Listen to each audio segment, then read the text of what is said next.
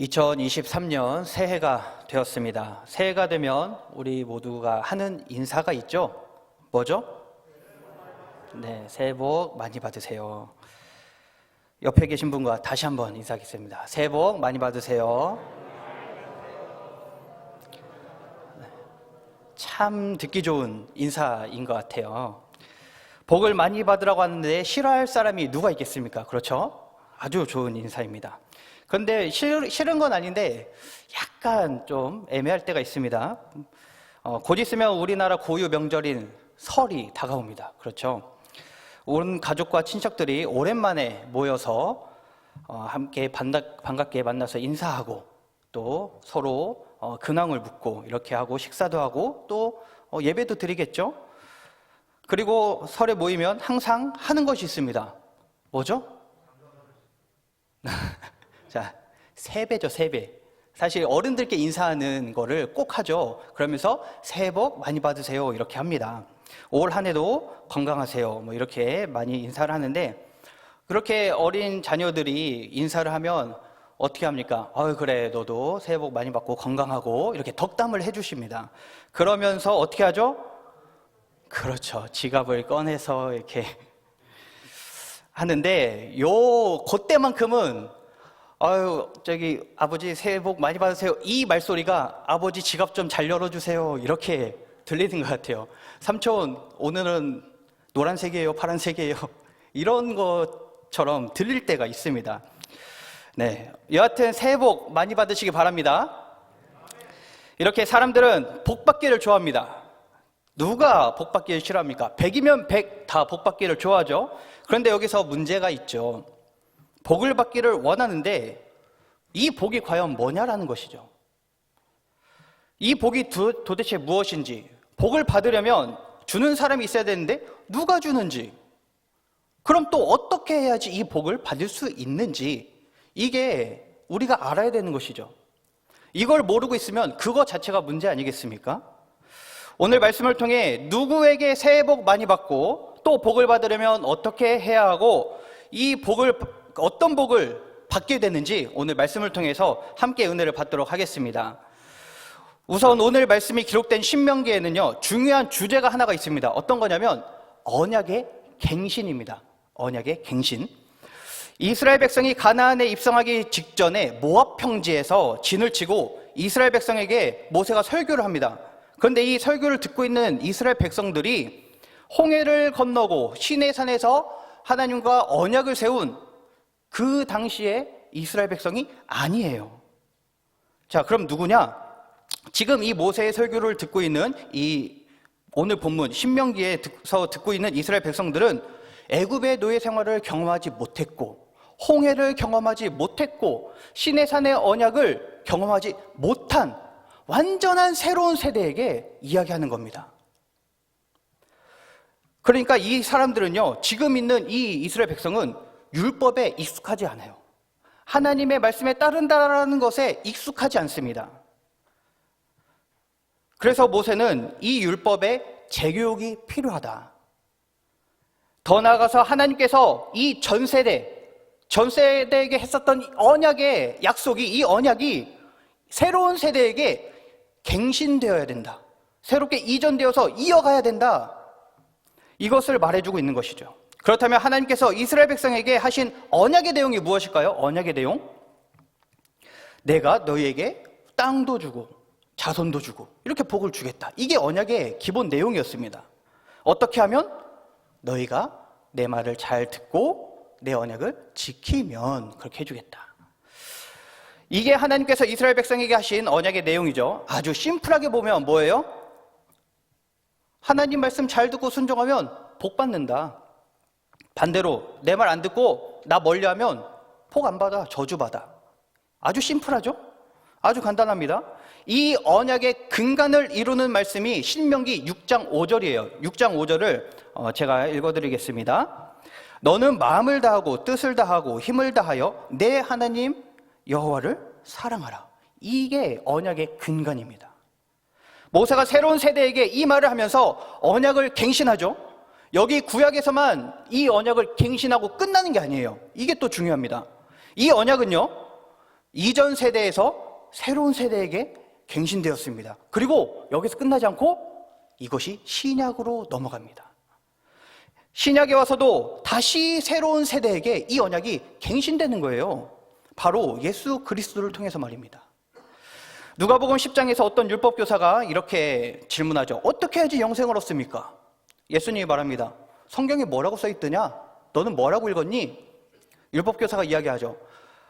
성경에는 마음을 다하고 목숨을 다하고 힘을 다하고 뜻을 다하여 하나님을 사랑하고 이웃을 내 몸과 같이 사랑하라고 적혀 있습니다. 저는 그렇게 읽었습니다. 하니까 예수님이 뭐라고 하죠? 옳다. 그렇게 해라. 이게요, 이 신의 산에서 그리고 이 새로운 세대에서 이것이 다시 예수님에게서 또 그 예수님을 믿는 우리에게로 이 언약이 갱신되고 이어져 온다는 것입니다.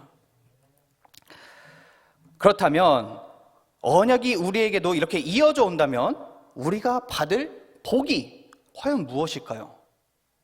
우리 성도님들이 생각하는 복 무엇인가요? 새해 복 많이 받으세요 이렇게 인사를 하면서 과연 상대방이 어떤 복을 받기를 원하고 또 그 말을 들으면서 나는 어떤 복을 받기를 원하고 계십니까? 물질인가요? 건강인가요? 아니면 명예나 권력입니까? 아니면 내 자녀들이 잘 되는 건가요? 물론 이것도 복이에요. 이걸 누가 복이 아니라고 하겠습니까? 복이 맞습니다. 물질, 건강, 명예, 자녀들이 잘됨 등등 이 모든 것 좋죠. 좋습니다. 그런데 복에 대한 이 개념은 단순하게 이걸로 끝나지 않습니다. 자, 반대로 가난하고 아프고 잘 안 되고 사업이 망하고 자녀들이 아프고 앞길이 안 열리는 것 같고 그러면 복이 아닌가요? 그러면 무조건적인 저주인가요? 성경에 복이라고 하는 단어가 히브리어로 명사로는 아셰르라고 하는 단어가 쓰이고요. 동사로는 바라크라고 하는 단어가 쓰입니다. 아셰르는 말 그대로 행복, 복입니다. 그런데 바라크, 이거는요, 그 뜻이 무릎을 꿇다, 축복하다, 복을 주다, 찬양하다 이런 뜻이 있습니다. 더 깊이 들어가면요, 복이라는 말은요, 복 자체로서 복이다. 약간 이해하기가 또 힘드실 수 있는데 바라크 뜻이 무엇이라고요? 무릎 꿇다, 찬양하다, 그리고 축복하다, 복을 주다 이런 거죠. 무릎 꿇다, 무릎을 꿇는다라고 하면 무엇이 생각나십니까? 무릎 꿇는다. 무릎 꿇는다 하면 우리가 첫 번째로 생각하는 게 사실 기도입니다. 기도. 자, 그렇다면 기도하는 것이 복이고 기도를 하면 실질적인 복을 주신다라는 거예요. 그리고 무릎을 꿇는 거는 또 한 가지로 경배하는 것을 의미합니다. 경배하다라고 하는 단어가 구부리다라는 것이에요. 그러니까 구부리면서 무릎 꿇으면서 하나님을 높이는 것이죠. 하나님의 엎드리는 것 자체가 복이다. 이 단어의 뜻이 그거예요. 자, 또 찬양하다라고 되어 있습니다. 하나님을 찬양하는 것 자체가 복이다. 자, 복은 무릎을 꿇고 기도하는 것입니다. 복은 무릎을 꿇고 경배하는 것이죠. 복은 하나님을 찬양하는 것입니다. 그렇다면 나에게 물질이 없고 건강이 악화되고 사업이 망하고 때로는 자녀가 사고를 당하고 저주입니까? 그것은 복이 아닌가요? 물질, 건강, 명예, 권력 등등 이 모든 것은 부수적인 것이라는 이야기입니다. 그런데도 여전히 우리는 이 부수적인 것 때문에 여전히 목말라 하고 있고요. 이 부수적인 것을 얻기 위해서 우리의 모든 전심을 다해서 나의 생명을 다해서 내 삶을 바치고 있습니다. 이 부수적인 것을 얻기 위해 혈안이 되어 있습니다. 장기하라고 하는 가수가 있어요. 젊은 층들은 아시고 또 어르신들도 아실 수도 있겠죠. 장기하라는 사람이 2015년도 12월에 이런 노래를 냈습니다. 발표했는데 그 제목이 새해 복이라는 제목이에요. 새해 복. 노래 가사가 이렇습니다. 언니, 오빠, 동생, 동창, 친구, 원수, 아군, 적군, 이 사람, 저 사람, 잘난 사람, 못난 사람, 너도 나도 모두 다 새해 복만으로는 안 돼. 네가 잘해야지? 안 돼. 노력을 해야지? 안 돼.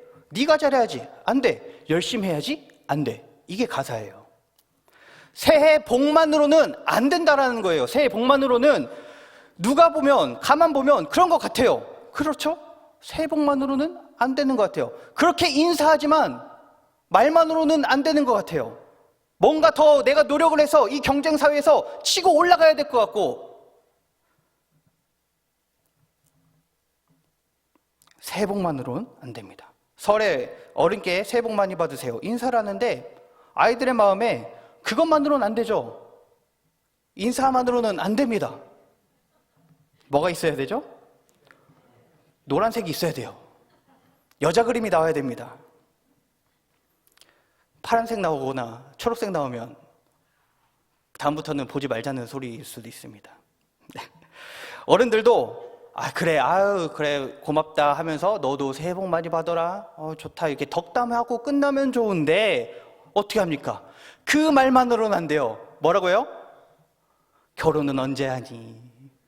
취업은 언제 하니? 했니? 어떤 기업에 다니니? 네. 노래 가사처럼 우리는 복만으로는 안 돼. 네가 잘해야지. 노력을 해야지. 열심히 해야지. 복만으로는 안 돼. 이렇게 살고 있지는 않습니까? 그렇게 복 자체가 아닌 부수적인 것을 너무 열중하며 그것에 목매여 살고 있지는 않습니까? 자, 그렇다고 앞서 말한 것처럼 물질, 건강 이런 것이 복이 아니다, 중요하지 않다, 이 말은 아니에요. 우리가 살아가는 데 있어서 중요한 요소죠. 그러니까 오늘 본문에서도 기록하고 있어요. 무엇이라고 기록합니까? 14절, 15절을 우리 다 같이 읽어보도록 하겠습니다. 14절과 15절입니다.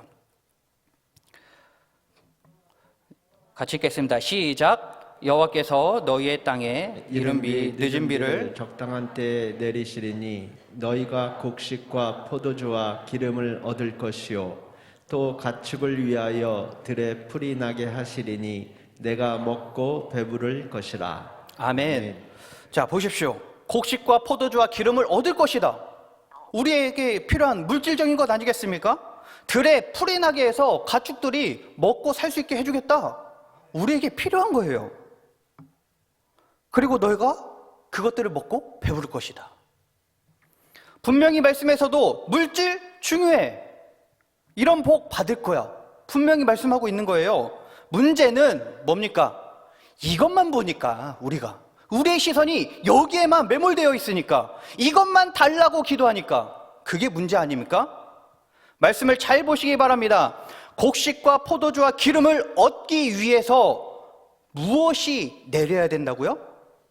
이른 비와 늦은 비가 내려야 돼요.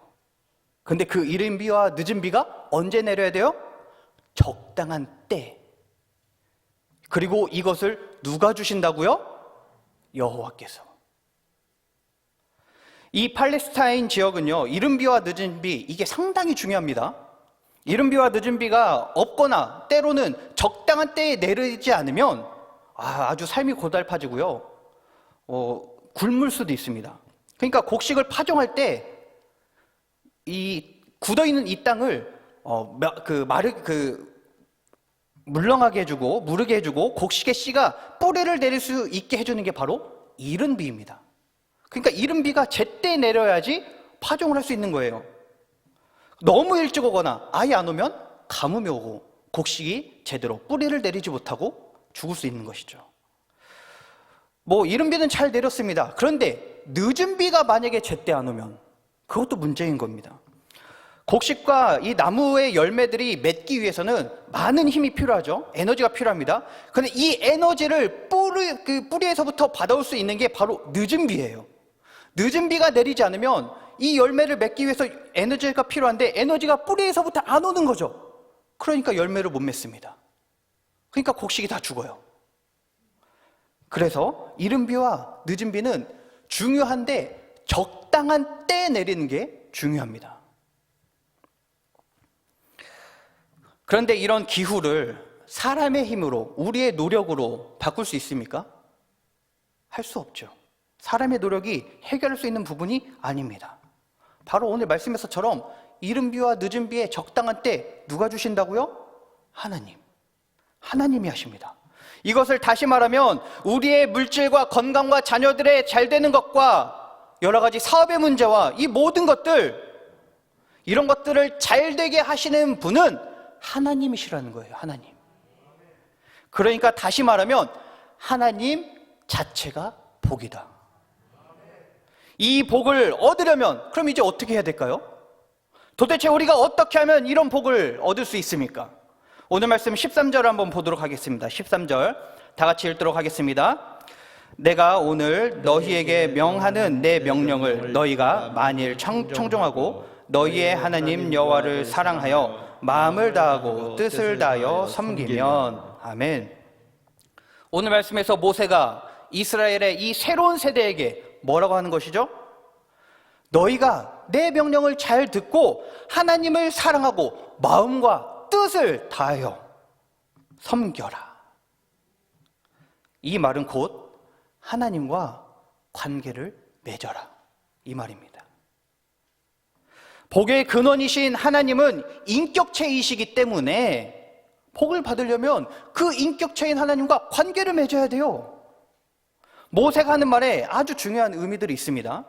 우리 삶에 하나님이 주시는 복이 있고 그 복을 누리려면 이렇게 하라고 하시는 것이죠. 첫 번째, 명령을 청종해라. 명령을 청종해라. 내 명령. 이 명령이라고 하는 말이요, 미츠바라고 하는 단어인데요, 이것이 계명, 명령, 이 뜻입니다. 하나님은 모세와 이 언약을 맺었고요, 그 맺은 언약을 통해서 하나님께서 지키라고 하신 그 계명들이 있습니다. 이게 바로 내 명령, 이 계명이에요. 그리고 모세는 하나님이 지키라고 하신 그 계명을 잘 들어라. 너희들이 잘 들어라. 여기에서 듣는 것, 청종하다, 이 말이 중요합니다. 히브리어로 샤마라고 합니다. 이 단어의 의미가 여러 가지가 있는데 경청하다, 주의를 기울이다, 순종하다, 기도에 응답하다, 듣다, 이해하다 등의 뜻입니다. 하나님과 관계를 잘 맺으려면요, 잘 들어야 돼요. 그리고 순종해야 합니다. 하나님도 우리의 기도를 들으시죠. 똑같습니다. 우리가 기도를 할 때 근데 어떻게 하시죠? 보통 우리의 가정에 문제가 있고, 하나님, 우리 가정에 이런 문제, 사업장에 이런 문제, 우리 자녀에 이런 문제 있습니다. 하나님 해결해 주세요. 도와주세요. 그렇게 잔뜩 우리 할 말을 막 해놓고 하나님이 다 들으시고, 아, 그렇구나, 너가 이런 문제와 어려움이 있구나, 그래, 내가 이제 얘기하려고 하는데 예수님의 이름으로 기도합니다, 아멘 하고 집에 가버리면 이게 어떻게 하나님과 우리의 관계가, 인격적인 관계가 이루어질 수 있겠습니까? 이 단어는요, 잘 듣고 순종하라는 이야기예요. 하나님도 우리의 기도를 잘 듣고 그리고 응답해 주십니다. 똑같죠? 우리도 하나님이 하시는 말씀은 그러면 잘 듣고 순종해야죠. 자, 두 번째로, 하나님을 사랑하고 온 마음과 영으로 섬기라. 그렇게 해야지 이 복을 받는데요. 하나님을 사랑하지 않고는요, 이 모든 것이 이루어지지 않습니다. 하나님을 사랑하지 않고 기도가 되지 않아요. 하나님을 사랑하지 않고 우리의 마음과 뜻이 하나님께 닿을 수가 없어요. 하나님을 사랑하지 않으면 근본적으로 하나님을 섬길 수가 없습니다. 마음을 다하고 뜻을 다한다는 말은요, 그저 하나님을 향한 어느 정도 열정, 이것만 이야기하는 게 아니에요. 뭐 열정, 이게 아닙니다. 마음이라고 하는 이 말은요, 마음, 정신, 의지, 이걸 의미합니다. 뜻이라고 하는 말은요, 숨쉬는 존재, 영혼, 생명이라는 뜻이에요. 그러니까 마음은요, 내 정신과 의지, 마음, 그리고 뜻, 뭐죠? 내 영혼, 내 생명. 마음과 뜻을 다한다는 말은 내 모든 것을 다한다는 거예요. 내 모든 것. 사실 하나님을 사랑하면 그렇게 될 수밖에 없습니다. 우리도 누군가를 사랑하면 어떻게 되죠? 그 사람만 보이죠. 뭘 하든 사랑하는 사람만 생각나고, 일을 하고 있어도 그 사람 생각나고, 이 사람은 뭐 하고 있을까, 지금 무엇을 먹었을까, 뭐 TV는 무엇을 봤을까, 하루 종일 잠자는 것도 있고 통화를 막 새벽 3시, 4시까지 하면서 그 사람만 생각하고 그 사람과의 관계만 생각하지 않습니까? 사랑하면 그렇죠? 사랑하지 않으면 조금씩 멀어지겠죠. 그리고 사랑하면 어떻게 됩니까? 이 상대방에게 맞춰가죠. 내 것을 고집하지 않습니다. 나에게 맞춰와, 이게 아니라 사랑하는 만큼 나는 그 사람에게 맞춰가게 되어 있어요. 내가 가지고 있던 가치관, 사고방식, 성격, 행동들, 이 모든 것들이 조금씩 깎여 나아가면서 상대방에게 맞춰갑니다. 이게 바로 섬김이고 예배입니다. 오늘 말씀에서 섬기면, 이게 예배예요. 13절 마지막에 섬기다, 이 단어, 일하다, 봉사하다, 섬기다, 시중들다, 이런 뜻인데요, 더 깊이 들어가면 예배하다라는 의미가 또 포함되어 있습니다. 예배가 무엇입니까? 우리 삶을 하나님께 드리는 것이죠. 그렇다면 보이지 않는 하나님께 우리 자신을 어떻게 드립니까? 도대체 어떻게 드려요? 바로 하나님의 말씀에 나 자신을 맞춰가는 게 하나님을 사랑하는 것이고, 하나님께 예배드리는 것이죠. 하나님과 관계 맺는 것이죠. 나를 드러내는 것이 아니라 나를 사랑하는 대상에게 맞추는 것, 나를 사랑하셔서 우리를 구원하신 그 하나님의 말씀에 내가 맞춰가는 것, 이 모든 것이 사랑하기 때문에 가능한 것입니다. 오늘의 말씀의 핵심이 바로 이거예요. 복을 받으려면 하나님과 관계를 맺어라. 하나님을 사랑해라. 하나님과 관계를 맺으려면 하나님의 계명을 들어라. 잘 들어라. 계명을 들을 때 그냥 듣지 말고 온 마음과 뜻을 다해서, 힘을 다해서 잘 들어라.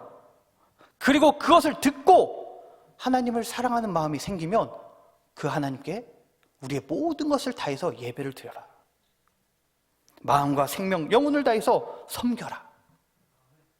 그러면 복은 적당한 때에 하나님이 주신다. 저는 우리가 새해 하는 이 인사를 이렇게 바꿔왔으면 좋겠어요. 새해 복 많이 받으세요, 많이 받으세요, 이게 아니라 새해 말씀 많이 들으세요. 새해 예배 많이 들으세요. 많이 드리세요. 새해 제가 더 섬기겠습니다. 새해 더 하나님과 관계 맺겠습니다. 이제 다시 물어보겠습니다. 우리 성도님이 생각하는 복 무엇입니까? 여전히 물질, 건강, 사업의 문제, 명예, 권력, 자녀, 이런 것인가요? 중요하죠. 그런데 또 여전히 이 복만으로는, 하나님 자체만으로는 안 된다라고 생각을 하고 계시진 않습니까?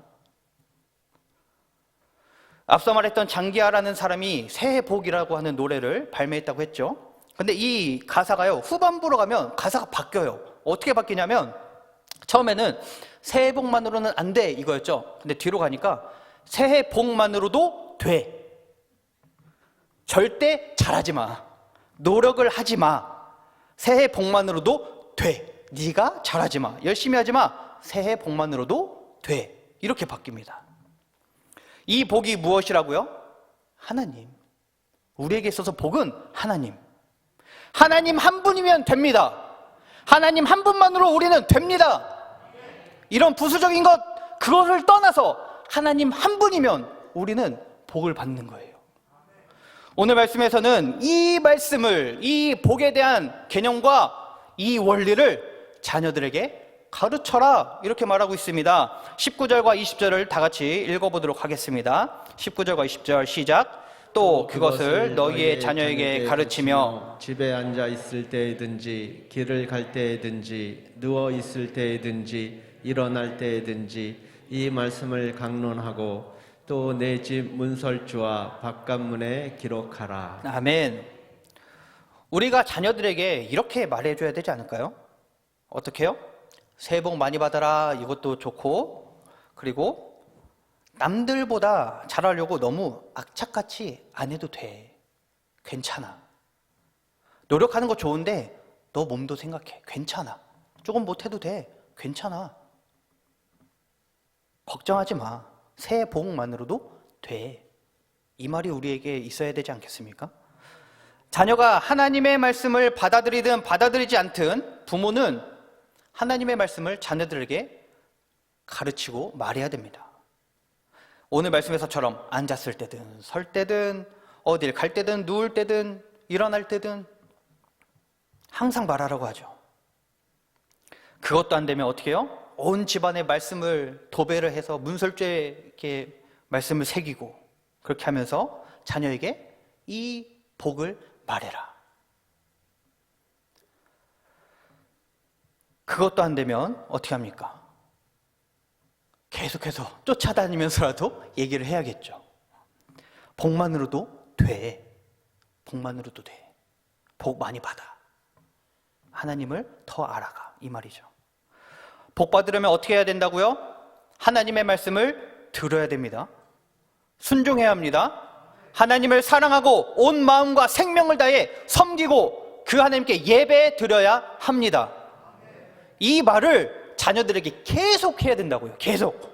잔소리라고 여기면서 아우 그만 좀 해요 라고 얘기할지라도 계속 해야 돼요. 계속. 그게 우리에게 맡겨주신 하나님의 사명이에요. 그런데 말씀에서 참 재밌는 것이요, 부모가 계속해서 이렇게 말했어요. 그러면 우리 생각은 어때요? 이렇게 계속 내가 얘기하니까 이 자녀가 하나님 예수님 믿고 이렇게 잘 변화되어서 정말 헌신하고 하나님의 자녀로 살겠구나 이렇게 생각을 할 수 있는데 오늘 말씀에 어떻게 기록되어 있습니까? 네가 그렇게 가르치면 네 자녀가 반드시 내 자녀가 되어서 이렇게 저렇게 될 거야 라고 기록되어 있지 않아요. 사실상 그냥 가르쳐 이 말입니다. 계속 해. 그러면 어떻게 합니까? 가랑비에 옷 젖는다는 말이 있듯이 그 말이 계속 들으면 들을수록 듣게 될수록 이게 조금씩 복에 젖어서 그 자녀들이 하나님의 적당한 때에 변화가 될 것입니다. 이렇게 되기 위해서는 먼저 선행되어야 할 게 있어요. 우리에게 선행되어야 할 게 무엇이냐면 18절의 내용인데요. 18절 한번 보겠습니다. 다 같이 18절 같이 읽겠습니다. 이러므로 너희는 나의 이 말을 너희의 마음과 뜻에 두고 또 그것을 너희의 손목에 매어 기호를 삼고 너희 미간에 붙여 표를 삼으며. 아멘. 우리가 생각하는 어떤 일을 할 때에 가장 최종적으로 이루어지는 신체 부위가 어디예요? 손입니다. 손. 그러니까 손이 가장 최종적으로 무언가를 하기 때문에 우리의 시선이 손에 가장 많이 가게 되어 있습니다. 그런 손에다가 오늘 어떻게 하라고요? 이 말씀을 묶어버려라.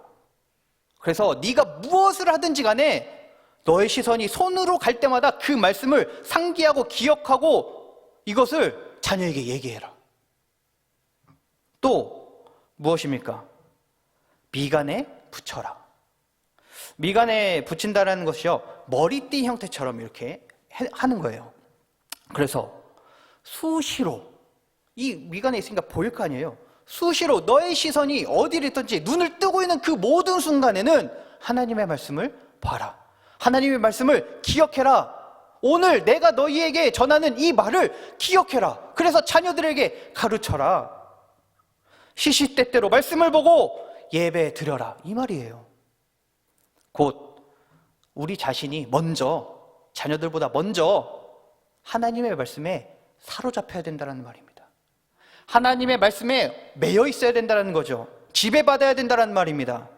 부모가 먼저 하나님의 말씀에 순종하지 않고 그 말씀대로 생각하지 않고 행동하지 않고 예배 중심으로 나가지 않는데 자녀가 자연스럽게, 이 어린 자녀가 자연스럽게 하나님의 말씀에 사로잡히고 예배드리며 살아간다? 쉬운 일이 아니죠. 우리가 먼저 우리의 손에 하나님의 말씀을 같이 묶으시기 바랍니다. 우리가 먼저 우리 미간에 하나님의 말씀의 띠를 두르시길 바랍니다.